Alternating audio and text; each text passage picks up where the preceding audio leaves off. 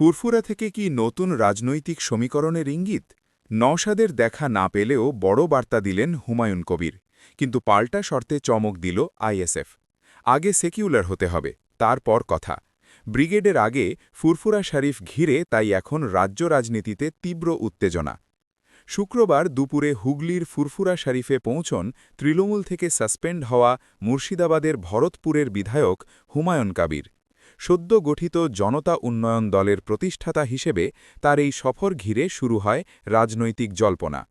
একে একে একাধিক পীরজাদার সঙ্গে সৌজন্য সাক্ষাৎ করেন তিনি। সাফেরি সিদ্দিকী, ইব্রাহিম সিদ্দিকীর সঙ্গে দেখা হলেও যার সঙ্গে জোটের বার্তা দিয়েছিলেন সেই ইন্ডিয়ান সেকিউলার ফ্রন্টের চেয়ারম্যান নওশাদ সিদ্দিকীর সঙ্গে দেখা হয়নি। সূত্রের খবর, সেই সময় বাড়িতে ছিলেন না নওশাদ সিদ্দিকী।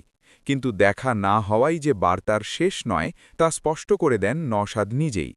হুমায়ুনের জোটের প্রস্তাব প্রসঙ্গে তিনি বলেন, আগে ওই দলকে সেকিউলার হতে হবে, তার করেই যে কোনো আলোচনা হতে পারে। বিজেপি ও তৃণমূলের বিরুদ্ধে লড়াইয়ে আইএসএফ শুধুমাত্র ধর্মনিরপেক্ষ শক্তির সঙ্গেই থাকবে। এই বক্তব্যে কার্যত শর্ত বেঁধে দিল আইএসএফ। অন্যদিকে ফুরফুরা থেকেই তৃণমূল কংগ্রেসের বিরুদ্ধে তীব্র আক্রমণ শানান হুমায়ুন কবির।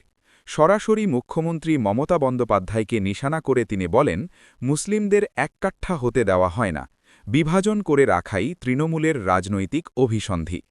এই মন্তব্য রাজ্য রাজনীতিতে নতুন বিতর্কের জন্ম দিয়েছে।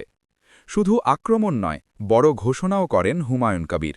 তিনি জানান, আগামী ১ ফেব্রুয়ারি ব্রিগেডে মহাসভা হবে, যেখানে ১০ লক্ষ মানুষের জমায়েত হবে। তারপর ১০ই ফেব্রুয়ারি থেকে বাবরি মসজিদের কাজ শুরু হবে বলেও দাবি করেন তিনি। বেঙ্গালুরুর একটি সংস্থাকে সেই কাজের বরাত দেওয়া হয়েছে বলেও জানান। এই ঘোষণার পর রাজনৈতিক মহলে শুরু হয়েছে নতুন করে চর্চা। জোট প্রসঙ্গে নিজের অবস্থান আরও স্পষ্ট করে দেন হুমায়ুন কবির। তিনি জানান, তিনি সর্বস্তরের মানুষের কাছে আবেদন করবেন, সিদ্ধান্ত যার যার।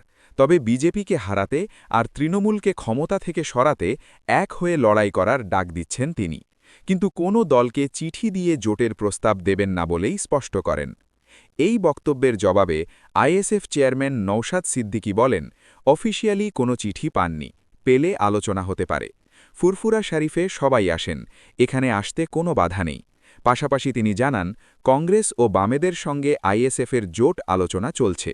বিজেপি ও তৃণমূলের বিরুদ্ধে ধর্মনিরপেক্ষ লড়াইই তাদের মূল লক্ষ্য। নওশাদের মন্তব্য শোনার পর আরও এক ধাপ এগিয়ে যান হুমায়ুন কবির।